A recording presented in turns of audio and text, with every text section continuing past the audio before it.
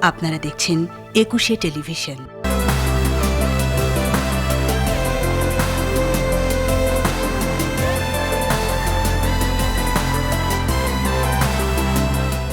প্রত্যেক নারীর ভিতরে এক ধরনের সুপ্ত শক্তি আছে, আর সেই শক্তির সঞ্চার করতে হবে প্রত্যেক নারীর নিজেকেই। আর যে নারীরা সেই শক্তির সঞ্চার করতে পারে এবং সেই শক্তিকে আরও গতিময় করতে পারে, তারাই কিন্তু সকল ক্ষেত্রে অনন্যা হয়ে ওঠে। আর সেই অনন্যা নারীদেরকে নিয়ে আমাদের আয়োজন সেরা নারীর সেরা রান্না। দর্শক, আজকে সেরা নারীতে সেরা নারী হিসেবে যিনি আমাদের মাঝে উপস্থিত হয়েছেন, তিনি একজন শিক্ষক, ইতিহাসের শিক্ষক, এবং সেই সঙ্গে তিনি একজন লেখক। আমরা বাকিটা সময় তার সঙ্গে গল্প করব, তার সম্পর্কে আরও অনেক জানবো। আজকে আমাদের সঙ্গে আছেন মারিনা নাসরিন। স্বাগত জানাচ্ছি আপনাকে, এবং ভীষণ রঙিন লাগছে দেখতে। ধন্যবাদ তোমাকে। আমরা তো জানবোই আজকে কি রেসিপি, তবে আপনার সঙ্গে আরও যে মানুষটি আমাদের সঙ্গে আছেন, যিনি খুব সুন্দর করে আপনার রেসিপিটি সবাইকে করে দেখাবেন, তিনি হচ্ছেন শেফ রাশেদুল হক। রাশেদ ভাই, কেমন আছেন? আলহামদুলিল্লাহ, ভালো আছি। আজকে আমার মনে হয় ডেজার্ট হবে, আমি যেই উপকরণগুলো দেখছি। তো একটু আপা নামটা জানতে চাই যে আজকে কি রেসিপিটি করছেন রাশেদ ভাই? আজকে আমি যে রেসিপিটা দেখাবো, আমি দেখাবো না, আমাদের রাশেদ ভাই দেখাবেন। কিন্তু আপনার রেসিপি? আমার রেসিপি আর কি। এটি একটি ডেজার্ট। আচ্ছা। ডেজার্ট ও খুব আমাদের বাসায় যে সমস্ত উপাদান থাকে, আমার মনে হয় সব উপাদানই আমাদের বাসায় থাকে এবং খুব সহজেই ডেজার্টটা করা যায়। আচ্ছা। বিশেষ করে বাচ্চাদের খুব পছন্দ। আচ্ছা। তো আমি মাঝে মাঝে এটি করে থাকি। নামটা যদি একটু বলেন। এটির নাম হলো কুনাফা, এবং এটি হলো অ্যারাবিক একটা ডেজার্ট আর কি। সো ডেজার্ট থাকলে সেদিন আমার মন বেশি ভালো থাকে, কারণ ডেজার্ট খেতে খুব পছন্দ করি। সো আপা, কি কি ইনগ্রেডিয়েন্টস লাগছে আজকে কুনাফাটা তৈরি করতে, সেটা যদি একটু দর্শকদেরকে বলে দেন। আমাদের প্রথম লাগবে যেটি লাচ্ছা সেমাই, কর্নফ্লাওয়ার, আচ্ছা, এখানে আছে সল্ট, আর হলো কনডেন্স মিল্ক, গুঁড়ো দুধ, আচ্ছা, হ্যাঁ, চিনি, চেরি, আমাদের লাগবে হলো আরও বাটার, আর হলো পেস্তা বাদাম বা চাইলে অন্য কেউ অন্য কিছু দিয়েও গার্নিশ করতে পারে। আমরা তো মূলত এটা গার্নিশের জন্য রাখছি। হ্যাঁ হ্যাঁ। আচ্ছা, সো রাশেদ ভাই, কিভাবে আমরা প্রসিডিউর শুরু করব? আমরা দুটো স্টেপ করে আমরা রান্নাটা করব। প্রথমে হচ্ছে আমরা লাচ্ছা সেমাইটা আগে ভেজে নিব, তারপরে দুধটা দিয়ে আমরা ক্রিম তৈরি করব। ওকে। তো ফার্স্ট অফ অল আমরা আগে গ্যাসটা ধরিয়ে নিচ্ছি। শিওর। আচ্ছা, এটাতে বাটার অ্যাড করব। আচ্ছা, বাটার দিয়ে আমরা ভাজবো। আচ্ছা আপা, আপনি যখন বাসায় এই কুনাফাটা তৈরি করেন, তখন কি বাটার দিয়ে করেন নাকি অন্য কিছু দিয়ে করেন? মানে তেল বা ঘি যদি ব্যবহার করা যায়? না, তেল দেওয়া যায়, কিন্তু বাটার দিলে বেশি ভালো আর কি। আচ্ছা, ঘ্রাণটা একটু ডিফারেন্ট হয়, একটা ভালো স্মেল আসে। ওকে, সো আমরা গল্পে চলে যাই, আর রাশেদ ভাই তৈরি করতে থাকুক। রাশেদ ভাই, আপনি এখন নিশ্চয়ই আগে সেমাইটা দেবেন, লাচ্ছা সেমাই। এবং রাশেদ ভাই, আপা যেটা বলছিলেন একটু আগে, যে আমরা লাচ্ছা সেমাইটা নিয়েছি, চাইলে কি অন্য সময় আমরা সেখানে ব্যবহার করতে পারতাম? আমরা লাচ্ছা সেমাইটা ইউজ করি, আর ওটা লম্বা সেমাই তো একটু শক্ত শক্ত থাকে, ওটা দিয়ে একটু ভালো হবে, খেতে মজা লাগবে না। আচ্ছা, ঠিক আছে। সো আপনি বাটারে আপনি সেমাইটা দিয়ে দেন, আমি একটু গল্পে চলে যাই। আপা, শিক্ষকতা জীবনের কত বছর হলো? অনেক বছর হলো। আমি 1998 সালে প্রথম শিক্ষকতা শুরু করি। আচ্ছা। এখন প্রায় 22 বছর। হ্যাঁ, 22 বছরের জীবনে অবশ্যই অনেক গল্প আছে। অবশ্যই। এবং আজকে আমরা রান্নার ফাঁকে ফাঁকে সেই গল্পগুলো শুনবো। একটু রাশেদ ভাইয়ের কাছে চলে যাই। রাশেদ ভাই, আমরা সেমাই অনেকটা দিয়ে দিয়েছি। সেমাই অনেকটা দিয়ে দিয়েছি, বাটার দিয়ে একটু সেমাইটা যখন আমরা কখন বুঝবো যে সেমাইটা ওয়েল ডান হয়েছে? যখন এটা একটু সাদা সাদা কালার আছে, যখন একটু ব্রাউন কালার চলে আসবে, তখন আমরা বুঝবো এটা হয়ে গেছে। তখন আমরা নামিয়ে নেব। হ্যাঁ, তো এটাতে আমরা আরেকটা জিনিস অ্যাড করব, সুগার অ্যাড করব, আর হচ্ছে গুঁড়ো দুধ যেটা, এটা অ্যাড করব। আচ্ছা, ওকে। সো আপনি করতে থাকুন। আপু, গল্পে চলে যাই। এই যে এত লম্বা একটা জীবন এবং শিক্ষকতা পেশায় আছেন, শিক্ষকতা একটা মহান পেশা, ডেফিনেটলি। সো এই জীবনে তো অনেক অভিজ্ঞতা হয়েছে, এবং যেহেতু ইতিহাস নিয়ে আপনি সবাইকে পড়ান, তো ছাত্রছাত্রীদের পড়াতে গিয়ে এবং নিজে সেই আপনি যেটা বলছিলেন যে মাস্টার্স শেষ করার রেজাল্ট হওয়ার আগে আপনার জব হয়েছে, মানে তখনও আপনি কিন্তু সেই স্টুডেন্ট যে একটা বয়স বা সেই বিষয়টা কিন্তু আপনি ছাড়িয়ে আসতে পারেননি, তার আগে আপনি শিক্ষকতা পেশায় চলে গেছেন। শুরুর দিককার গল্প যদি আমাদেরকে বলেন, যে পরিবার তখন কিভাবে সাপোর্ট দিয়েছে, আপনি কি হতে চাইতেন নাকি ইচ্ছাই ছিল শিক্ষক হওয়ার? না, শিক্ষক হওয়ার ইচ্ছা একটা ছিল। আমার বাবা ছিলেন শিক্ষক। আচ্ছা। শিক্ষকতা পেশাটাকে আমি সবসময় শ্রদ্ধা করি, সমীহ করি, সেই তো একটা ইচ্ছে ছিল। তাছাড়া আমার পাশ করার সাথে সাথে মনে হলো যে না, আমি এখন, আমার বাচ্চা অনেক ছোট ছিল তখন, 1 বছর বয়স ছিল। মানে বিয়ে আগে হয়ে গেছে? হ্যাঁ, আমার বিয়ে হয়েছে ইন্টারমিডিয়েট পাস করার সাথে সাথে, অনেক আগে। আচ্ছা, তো মানে আমি বাচ্চা নিয়ে দেখা গিয়েছে অনার্স পাস করেছি, মাস্টার্স করেছি। তারপর যখন আমি কলেজে জয়েন করলাম, তখন আমার বাচ্চার বয়স, বড় ছেলেটার বয়স হলো 1 বছর। আচ্ছা। তো অনেক ছোট তখন অনেক ছোট, অনেক ছোট। আমাকে গল্পে আসছি, একটু আবার চলে যাই। সুগার অ্যাড করব একটু আচ্ছা, বেশি পরিমাণ মতো। হ্যাঁ, আর বাকি সুগারটা আমরা ওটা যখন ক্রিমটা তৈরি করব ওটাতে দিব। আচ্ছা, এখন কি আমরা গুঁড়া দুধটা ইউজ করছি? গুঁড়া দুধটা ইউজ। ওকে, মানে হালকা ব্রাউন হওয়ার পরে তারপর দিতে হবে। যে গল্প ছিলাম সেখানে আবার ফিরে যাই। বাচ্চা যখন আমার ছোট, দেখা যেত যে আমি কলেজ টাইমে যখন কলেজে থাকতাম, আচ্ছা, আমাকে একটু দূরে যেতে হতো, কলেজে বাসে যেতে হতো। কিন্তু আচ্ছা আচ্ছা, হ্যাঁ, বাসা থেকে বাসে প্রায় 15 থেকে 20 কিলোমিটার আমাকে প্রতিদিন মানে রান করতে হতো।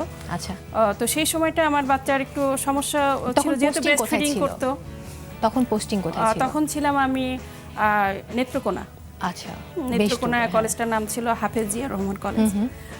তো ওই কলেজে যেতে নেত্রকোনা থেকে আসতে প্রায় 15-20 মিনিট সময় লাগতো বাসে। তো বাসে এসে আমি ক্লাস করতাম, আর আমার বাচ্চা বাসায় থাকতো, একজন হেল্প করতো, যে একটা হেল্পিং হ্যান্ড ছিল। রাশেদ ভাই, আর কতক্ষণ লাগবে? আমার ভাজা হয়ে গেছে, এটা একটু ব্রাউন ব্রাউন কালার চলে এসেছে, এখন এটা আমরা নামিয়ে নেব। সো আমি এই ফাঁকে ছোট্ট একটা ব্রেক নিয়ে তারপর ফিরছি। দর্শক দেখছেন সেরা নারী সেরা রান্না, নিয়ে নিচ্ছি ছোট্ট একটা বিরতি, ফিরছি এক্ষুনি, আমাদের সঙ্গেই থাকুন।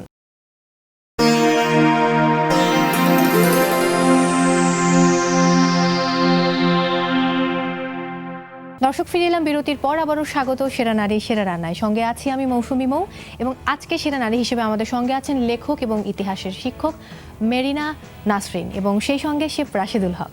দুজনকে আবারও স্বাগত। এবং রাশেদ ভাই, আই থিঙ্ক আমাদের সেমাইটা ডান হয়ে গেছে, কিন্তু এখন আমাদের কি বানাতে হবে? এখন আমরা যে ক্রিমটা, সেই ক্রিমটা বানাবো। তো আমরা এটা একটা প্যানে আগে মিল্কটা দিব। হ্যাঁ, শিওর, আমি হেল্প করছি আপনাকে। এখানে 1 লিটারের মতো মিল্ক আছে, পুরোটাই মিল্ক দিয়ে দিই। আচ্ছা, 1 লিটার পরিমাণ দুধ দিয়ে দিচ্ছি আমরা। ওকে, তারপর এটাতে আমরা দিব একটু গুঁড়ো দুধ। আচ্ছা, গুঁড়ো দুধটা মিক্স না করলে হতো না? না, গুঁড়ো দুধটা দিতে হবে, এটা টেস্টের জন্য। আচ্ছা আচ্ছা, যেহেতু ক্রিম, সেহেতু আমরা সবকিছু পুরোটা দিয়ে দিচ্ছি। ওকে। সো আপা, আমরা আবার গল্পে চলে যাই, একটু লেখালেখির প্রসঙ্গে যাব। এই পর্যন্ত বই প্রকাশিত হয়েছে কয়টি? আমার বই প্রকাশিত হয়েছে মোট 8টি। আচ্ছা, তার মধ্যে গল্পগ্রন্থ 5টি আর 3টি উপন্যাস। আচ্ছা, সাধারণত আমি গদ্য লিখি, প্রবন্ধ, উপন্যাস, গল্প। মানে গল্প, উপন্যাস এবং একসঙ্গে প্রবন্ধ। কবিতা লেখার কি চেষ্টা করা হয় কিনা? হ্যাঁ, লিখেছি কবিতা, মাঝে মাঝে লিখি, বিশেষ করে ফেসবুকে লিখি। ফেসবুক একটা দারুণ মাধ্যম সকলের জন্য আমাদের। আচ্ছা, এই লেখালেখির অনুপ্রেরণাটা কোত্থেকে পেলেন? আমি আসলে ক্লাস 9-এ যখন পড়তাম, তখন হলো রেডিওতে একটা প্রোগ্রাম হতো, আচ্ছা, খুলনা, আচ্ছা, বেতারে। সে সময় ছোট ছোট কবিতা লিখে ওখানে পাঠালে ওরা যেটা ভালো লাগতো ওরা হলো সেটা প্রচার করতো। তো আমি ওই সময় আবার একটু আসছি আপনার কাছে। রাশেদ ভাই, আপনি বোধহয় এর ফাঁকে কি দিয়ে দিলেন? আমরা মিল্কটা নিয়েছি, মিল্কের মধ্যে পাউডার দুধ, তারপরে কনডেন্স মিল্ক, সুগার আর হচ্ছে কর্নফ্লাওয়ার। আচ্ছা, সেটা সব দিয়ে আমরা একসঙ্গে সবকিছু দিয়ে একটু আমরা নেড়ে নিব। ওকে ওকে ওকে। সো এটা কতক্ষণ লাগতে পারে আনুমানিক? এটা 5 মিনিট হলেই আমাদের হয়ে যাবে। ওকে, সো আপনি করতে থাকুন। আমরা আপাজি গল্পে ছিলাম, খুলনা বেতারে সেটা প্রচার করা হতো, লেখা কবিতা। হ্যাঁ, তারপরে আমি যখন কলেজে যখন ছিলাম তখন 2-1টা গল্প লিখেছি। মাঝখানে দীর্ঘ বিরতির পরে আবার 2010-9-10 সাল থেকে আবার লেখা শুরু করি। আচ্ছা, এবং আমার প্রথম বই পাবলিশ হয় হলো 2013 সালে অমর একুশে গ্রন্থমেলায়। হ্যাঁ, অমর একুশে গ্রন্থমেলায়, সবগুলোই গ্রন্থমেলায় পাবলিশ হয়েছে। প্রথম প্রকাশিত বইয়ের নাম কি ছিল, বা সেটা কি উপন্যাস বা প্রবন্ধ কিনা? না, গল্পের বই ছিল, 10টি গল্প ছিল, একটি প্রশ্নবিদ্ধ জন্ম, আচ্ছা, বইটির নাম। আচ্ছা, এরপরে প্রায় প্রতি বছরই পাবলিশ হয়েছে বই। 2019-এ আমি আর কোনো বই পাবলিশ করিনি। আচ্ছা, আগামী বছর হয়তো বা ইচ্ছে আছে? আগামী বছর ইচ্ছা আছে, যদি শেষ করতে পারি। লেখালেখির অনুপ্রেরণা মূলত কে আপনার? অনুপ্রেরণা কিন্তু আমি আমার হাজব্যান্ডকেই বলবো। আচ্ছা, হ্যাঁ, কারণ আমি দেখা গিয়েছে যখন আমি একটু লেখালেখি কম করি, সে আমাকে দারুণভাবে আবার উজ্জীবিত করতে থাকে, বারবার বলতে থাকে তুমি লিখছো না। আর মূলত যেহেতু আমি কবির দেশের মানুষ, মাইকেল মধুসূদনের জন্মস্থান সাগরদাড়িতে আমার জন্ম। আচ্ছা, হ্যাঁ, তো বেড়ে ওঠাও কি ওখানেই? হ্যাঁ, আমি স্কুল পর্যন্ত সাগরদাড়িতেই ছিলেন। আচ্ছা, সেখানে লেখাপড়া করেছি। তো সেখান থেকে তো আমাদের একটা অনুপ্রেরণা থাকেই, খুব স্বাভাবিক, স্বাভাবিকভাবে থাকে। নিজের কাছে ভালো লাগে কোন কবি বা লেখকদের লেখা? নিজের কাছে কবিতা আমি জীবনানন্দ দাশ অবভিয়াসলি, আর লেখা ভালো লাগে অনেক লেখক আছেন, লেখা ভালো লাগে। তাদের মধ্যে কাদের নাম বলতে চাই? তাদের তাদের মধ্যে আমি প্রথমত যে যাদের মানে রিসেন্ট যে সমস্ত লেখা আমার বেশি ভালো লাগে, হাসান আজিজুল হকের গল্প বা শহীদুল জহির, তাদের লেখা আমার ভালো লাগে। আর পুরানো যারা আছেন তাদেরও তো আছেনই, আমরা যাদেরকে সবসময় হাসান আজিজুল হক স্যারও অনেক পুরনোই বলতে হবে, অনেক প্রবীণ মানুষ এবং খুব গুণী একজন মানুষ এবং আছেন আমাদের মাঝে। হ্যাঁ, ঠিক তাই। আচ্ছা, একটু আমি আবার বই প্রকাশের গল্পে যাব, তবে তার আগে একটু দেখি রাশেদ ভাই কতটুকু এগোলেন। রাশেদ ভাই কতটুকু হলো? হ্যাঁ, আমাদের হয়ে গেছে প্রায়। যখন এটা থিকনেস হয়ে গেছে, একটু যখন শুকিয়ে যাবে তখন আমরা এটা নামিয়ে নিব। আচ্ছা, ওকে। সো আপনি তৈরি করতে থাকুন, আমি ছোট্ট আরেকটা বিরতি নিয়ে এক্ষুনি ফিরছি। দর্শক দেখছেন সেরা নারী সেরা রান্না, নিয়ে নিচ্ছি ছোট্ট একটা বিরতি, ফিরছি এক্ষুনি, আমাদের সঙ্গেই থাকুন।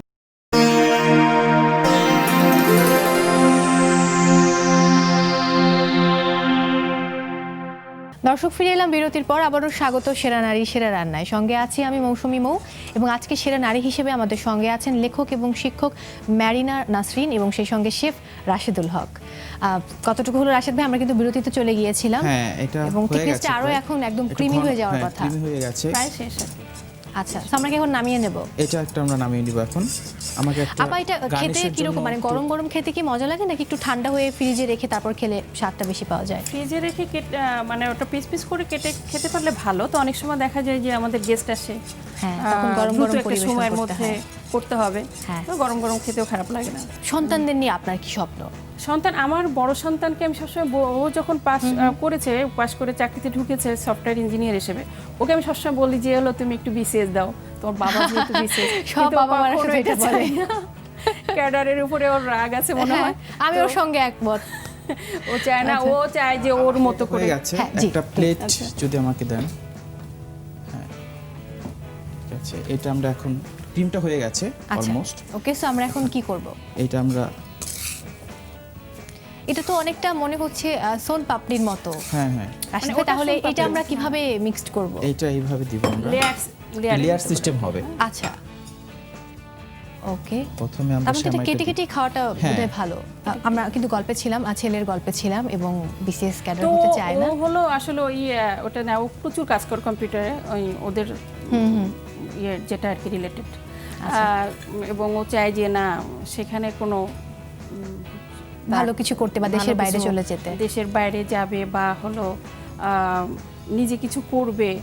হ্যাঁ, এগুলো মানে সে মোটামুটি একটা ক্রিয়েটিভ মানুষ, যেহেতু বিদ্যুৎ অলিম্পিয়াডের কথা বললেন, সফটওয়্যার ইঞ্জিনিয়ার, সে ক্রিয়েটিভ, এবং তার বাবাও সেটাই চায় যে সে তার নিজের স্বাধীনভাবে যেটা পছন্দ করে, তার যেটা ভালো লাগে সেটাই। আর ছোট ছেলেটা ক্লাস 10-এ পড়ে, রেসিডেন্সিয়াল মডেলে। ও এখনো ঠিক ওইভাবে বলে না কি হবে, তো আমি ওকে বলে দিয়েছি যে যেহেতু বড় ভাই ওই লাইনে যাচ্ছে, তুমি বিসিএস এর লাইনে যাবা। আবারও সেই বিসিএস। আচ্ছা, যাই হোক, একটু জানতে চাই যে সকল ব্যস্ততার বাইরে, মানে লেখালেখি করা হয় অবসর সময় নিশ্চয়ই, তারপর যেহেতু আপনি একজন শিক্ষক, এর বাইরে গিয়ে যখন একটু অবসর মিলে তখন কি কাজ করেন বা কি করতে ভালোবাসেন? আমি কিন্তু খুব সামাজিক মানুষ। দেখা যায় আমাদের আত্মীয় স্বজনের ভিতরে সবসময় একটা গ্যাদারিং থাকে। আমার সাথে ফেসবুকে যারা আছেন তারা জানেন যে আমি কতটা সামাজিক, এবং হাসি খুশি থাকতে পছন্দ করি সবসময়। দুঃখ জিনিসটা আমার খুব খারাপ লাগে, তো যার কারণে আমরা ওই ফ্যামিলি গ্যাদারিং তো আছেই। আবার একটু আবার যেতে চাই, আবার একটু থামাচ্ছি। রাশেদ ভাই, ক্রিমটা এখন আমরা দিয়ে দিচ্ছি। সেমাইটা প্রথমে দিয়েছি, এখন আমরা ক্রিমটা দিব। ক্রিমটা দেওয়ার পর আবার আমরা সেমাই দিব, এটা লেয়ার সিস্টেম হবে আর কি। তারপর কি আবার ক্রিম দিব? না, সবার উপরে সেমাই থাকবে, নিচে সেমাই থাকবে, মাঝখানে ক্রিমের আস্তরটা থাকবে। ওকে, সো বুঝতেই পারলাম, আপনি দিতে থাকুন। আমি যে গল্পে ছিলাম, আপা বলছিলেন যে সামাজিক, ভীষণ সামাজিক আপনি। হ্যাঁ, তো এর বাইরেও আমাদের তো পড়তেও হয়, লিখতে গেলে তো অনেক পড়তে হয় অবশ্যই। তো পড়ার পেছনে তো একটা বড় একটা সময় চলে যায়। আর আমার হয়েছে প্রতি সপ্তাহে কিন্তু আমি জার্নি করে ময়মনসিংহ থেকে, ঢাকা থেকে ময়মনসিংহ যাই, ময়মনসিংহ থেকে ঢাকায় আসি। আচ্ছা, ঢাকায় কেন আসেন? আমার ফ্যামিলি ঢাকায় থাকে সবাই। আর আমি যে আগে বলছিলাম একসময় যে আমার 2 ভাগে ভাগ করা যায়। আগে আমার হাজবেন্ড যাওয়া আসা করতো, এখন আমি যাওয়া আসা করি। কোনো স্বপ্ন দেখেন যে কয়েক বছর পরে গিয়ে আপনার কি স্বপ্ন পূরণ হতে পারে, বা নিজেকে কোথায় দেখতে চান, বা সন্তানদেরকে কি অবস্থায় দেখতে চান? একটা স্বপ্ন তো অবশ্যই আছে। আমি একটা স্বপ্ন দেখি যে হলো আমার শেষ জীবনটা যেন শান্তিতে কাটে। আমি কি হব বা আমার সন্তানরা কি হবে, আমার মনে হয় যে সবাই ভালো থাকবে। আপনি ভীষণ শান্তিপ্রিয় মানুষ। হ্যাঁ, যেমনই হোক, যাই করুক, যেমন থাকুক, মানে ভালো থাকবে আর কি, শান্তিতে থাকবে। তাদের মধ্যে সুস্থ থাকুক এবং শান্তিতে থাকুক, মানে কি হবে কি করবে এটা নিয়ে আমি আসলে কিছু ভাবি না। খুব একটা টেনশনে নেই, খুব বেশি টেনশন করি না। আচ্ছা, যাই হোক, এই ধরনের মানুষেরা খুব হাসি খুশি থাকে এবং সবসময় খুব সুস্থ থাকে। তো আপনার জন্য শুভকামনা। মনে হয় আমাদের খাবার প্রায় তৈরি হয়ে গেছে রাশেদ ভাই। হ্যাঁ, আমাদেরটা হয়ে গেছে। আচ্ছা, তো আমরা কি যেহেতু তিনজন আজকে আমরা এখন এটা ট্রাই করব, খাবো, সো এইটা কি আমরা পিচ করে খাবো নাকি আমরা পিস করে খাবো? দর্শকদের যেহেতু বানাবে, তখন ওনারা যখন বানাবে তখন এটা 2 ঘন্টা অন্তত 2 ঘন্টা ফ্রিজে রাখতে হবে। এটা ঠান্ডা করে তারপরে কাটলে সুন্দরভাবে কাটা হবে। তখন আর কি মনে হবে যে মিষ্টির মতো করে হ্যাঁ, মিষ্টির মতো করে। আর যেহেতু আমাদের এখন সমস্যা কিন্তু সময় যেহেতু থাকে না, তো সময় না থাকলে তখন আর উপায় থাকে না, একটু জমে যাবে হালকা, তখন ওটা দিয়ে পরিবেশন করতে হয়। সো আপা, ভাইয়া তো এখানে বোধহয় গার্নিশের জন্য রাশেদ ভাই ব্যবহার করবে চেরি এবং সেই সঙ্গে কিছু বাদাম, হ্যাঁ কিছু বাদাম, কাজু বাদাম ব্যবহার করছেন। সো আপনি কি ব্যবহার করেন? নাকি চেরি তো সবসময় সচরাচর থাকে না? আমি চেরিটা ব্যবহার করি খুব কম, আর সাথে মাঝে মাঝে কিশমিশ, যেটা কিশমিশটা আমাদের সবার ঘরেই থাকে, সবার ঘরে থাকে। ওটা যেহেতু চেরি দিলে একটু কালারফুল হয়, এটা সত্য। আবার অনেকে চেরি খেতে খুব পছন্দ করে। হ্যাঁ, রাশেদ ভাই এখন কি দিবেন? বাদামটা দিয়ে দিয়েছি, এখন একটু চেরিটা দেব, যেহেতু সাদা সাদা একটা ভাব, উপরে লালটা থাকলে সুন্দর, ভালো কালারটা খুব সুন্দর আসে, ফুটবে। হ্যাঁ, ওকে, আমরা চেরিটা দিয়ে আস্ত চেরিটা দেওয়া যেত না কেটে? হ্যাঁ, দেওয়া যেত, আস্তও দিব আমরা, মাঝখানে একটা আস্ত দিয়ে দিলাম। আচ্ছা, শেষ হয়ে গেছে। ওকে, সো হয়ে গেল কোনাফা আরাবিয়ান ডেজার্ট। ওকে আপু, খেলে বুঝতে পারবো কতটা মজা হয়েছে। সাগরদারের মেয়ের হাতের রান্না, কিন্তু আবার আরাবিয়ান ফুড। হ্যাঁ, আরাবিয়ান ফুড। এবং আমার মনে হয় আমার দর্শক বা পাঠক বন্ধু যারা রয়েছেন, যারা এই অনুষ্ঠানটি দেখছেন, তারা যদি বাসায় ট্রাই করেন, ভালো লাগবে, খারাপ লাগবে না, এবং ঝটপট করা যাবে জিনিসটা। একদমই তাই। অসংখ্য ধন্যবাদ। দর্শক, তৈরি হয়ে গেল কোনাফা। এটা একটা আরাবিয়ান ডিশ এবং আরাবিয়ান ডেজার্ট। আপনি দেখতেই পাচ্ছেন, দারুণ হয়েছে এবং দেখতে কিন্তু ভীষণ সুন্দর, স্মেলটাও দারুণ, এবং আমরা সবাই মিলে এখন এটা খাবো, ট্রাই করে দেখবো। আর দর্শক, খুব অল্প সময় কিন্তু তৈরি হয়ে যায় কোনাফা। অবশ্যই আপনি ঘরে বসে ট্রাই করতে পারেন। এবং আজকের মতো সেরা নারী সেরা রান্না থেকে আমরা বিদায় নিচ্ছি। আগামী পর্বে আবারও হাজির হয়ে যাব অন্য একজন সেরা নারীকে সঙ্গে নিয়ে। সেই পর্যন্ত সবাই ভালো থাকুন, সুস্থ থাকুন, একুশে টেলিভিশনের সাথেই থাকুন। ওকে, রাশেদ ভাই চলে আসুন, আপা চলে আসেন, আমরা একটু খেয়ে দেখি কেমন হয়েছে।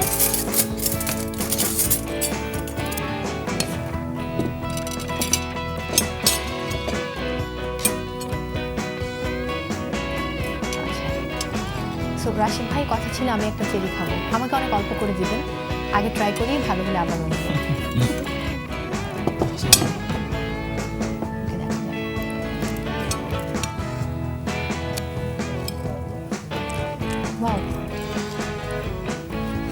কেমন লাগছে? বাসায় যেভাবে করি তার থেকেও এটা অনেক মজা।